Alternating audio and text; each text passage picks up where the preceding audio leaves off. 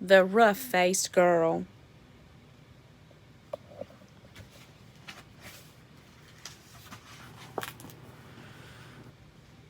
Once, long ago, there was a village by the shores of Lake Ontario.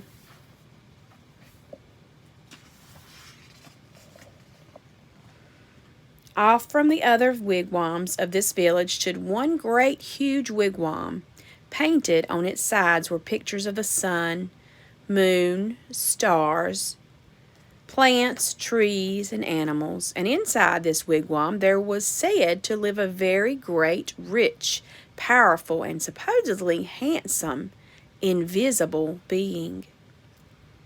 However, no one could see him except his sister, who lived there too. Many women wanted to marry this invisible being, but his sister said only the one who can see him can marry him.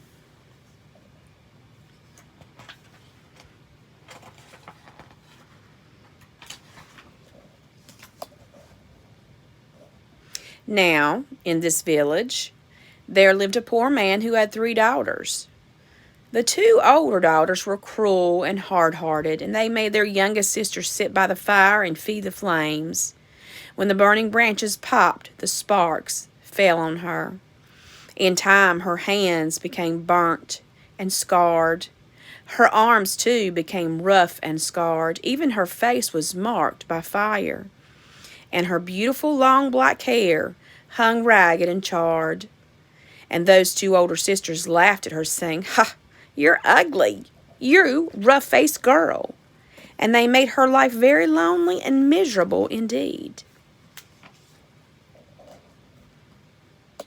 One day, these 2 older sisters went to their father and said, "Father, give us some necklaces, give us some new buckskin dresses, give us some pretty beaded moccasins. We're going to marry the invisible being." So their father gave them these things. Dressed in their finest, the 2 girls marched through the village. All the people pointed and stared. "Look at those beautiful girls," they said. "Surely they shall marry the invisible being." And if those 2 girls were proud and hard-hearted before, they were even prouder now. They walked haughtily through the village. At last they came to the wigwam of the invisible being, and there was his sister waiting.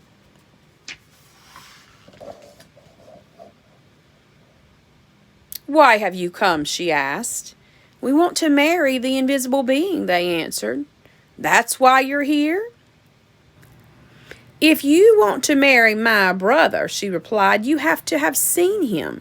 Tell me, have you seen the invisible being?"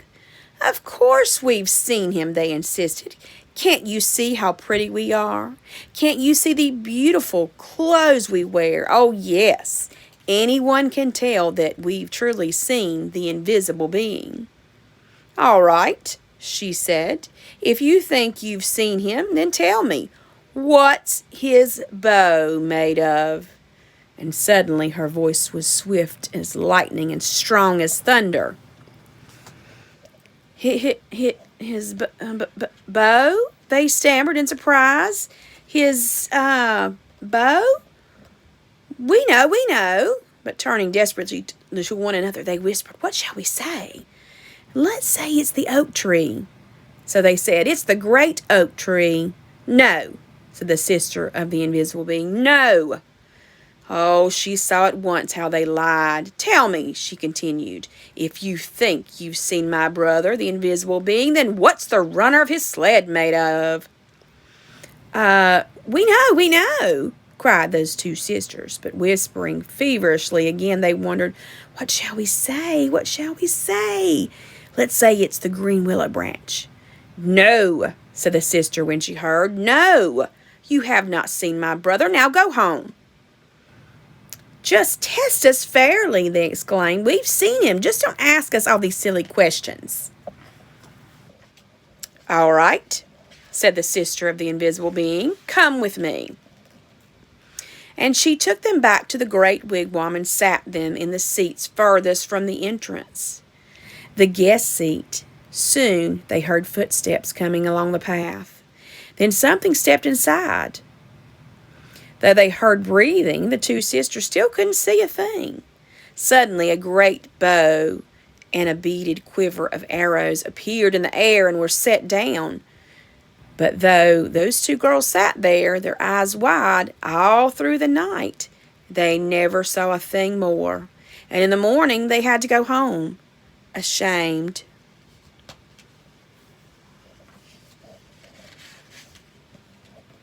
The next day, the rough-faced girl went to her father and said, "Father, may I please have some beads? May I please have a new buckskin dress and some pretty moccasins? I am going to marry the invisible being, for wherever I look, I see his face." But her father sighed. "Daughter," he said, "I'm sorry. I have no beads left for you, only some little broken shells. I have no buckskin dress, and as for moccasins, all I have left are my own old, worn, cracked, and stretched out pair from last year. And they're much too big." But she said, "Whatever you can spare, I can use." So he gave her these things.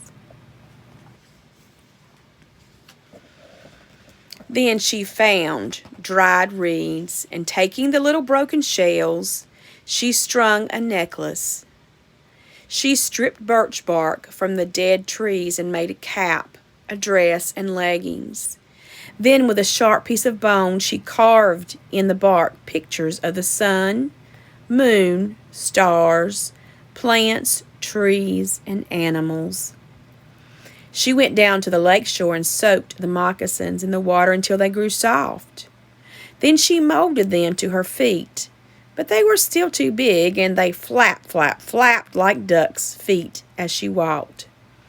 All the people came out of their wigwams, and they pointed and stared. "Look at that ugly girl," they laughed.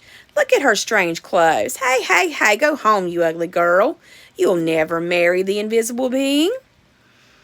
But the rough-faced girl had faith in herself, and she had courage. She didn't turn back. She just kept walking right through the village.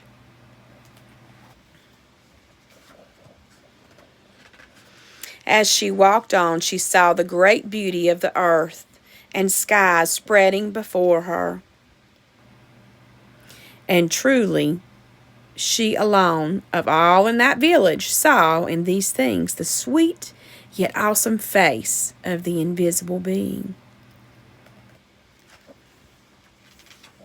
At last she came to the lake shore just as the sun was sinking behind the hills, and the many stars came glittering out like a fiery veil in the darkening sky overhead. And there, standing by the water's edge, was the sister of the invisible being, waiting.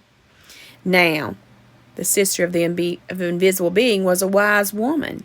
When she looked at you, she didn't see just your face or your hair or your clothes. No, when she looked at you, she would look you right in the eyes. And she could see all the way down to your heart. And she could tell if you had a good, kind heart or a cold, hard, and cruel one.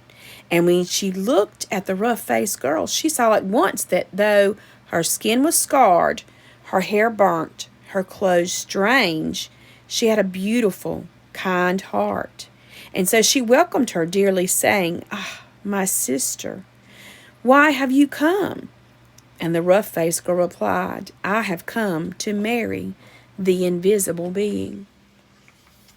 Ah, the sisters, very gently now, if you want to marry him, you have to have seen him.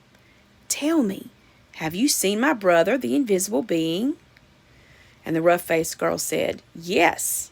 "All right then," said the sister, "if you have seen him, tell me, what's his bow made of?" And the rough-faced girl said, "His bow? Why, it is the great curve of the rainbow." "Ah," exclaimed the sister in excitement. "Tell me," she asked, "if you have seen my brother, the invisible being, what's the runner of his sled made of?" And the rough-faced girl, looking up into the night sky, said, "The runner of his sled? Why, it is the spirit road, the Milky Way of stars that spreads across the sky. Oh, cried the sister in wonder and delight. You have seen him. Come with me. And taking the rough-faced girl by the hand, she led her back to the great wigwam and sat her in the seat next to the entrance, the wife's seat. Then they heard footsteps coming along the path, closer and closer. The entrance flap of the wigwam lifted up, and in stepped the invisible being. And when he saw her sitting there, he said, At last we have been found out. Then smiling kindly, he added, And oh, my sister, but she is beautiful. And his sister said, Yes. The sister of the invisible being then gave the rough-faced girl the finest of buckskin robes and a necklace of perfect shells. Now bathe in the lake, she said, and dress in these. So the rough-faced girl bathed in the waters of the lake, and suddenly all the scars vanished from her body. Her skin grew smooth again, and her beautiful black hair grew in long, glossy as raven's wing. Now anyone could see that she was indeed beautiful, but the invisible being and his sister had seen that from the start. Then at last the rough-faced girl and the invisible being were married. They lived together in great gladness and were never parted. The Rough-Faced Girl, one of my favorite books.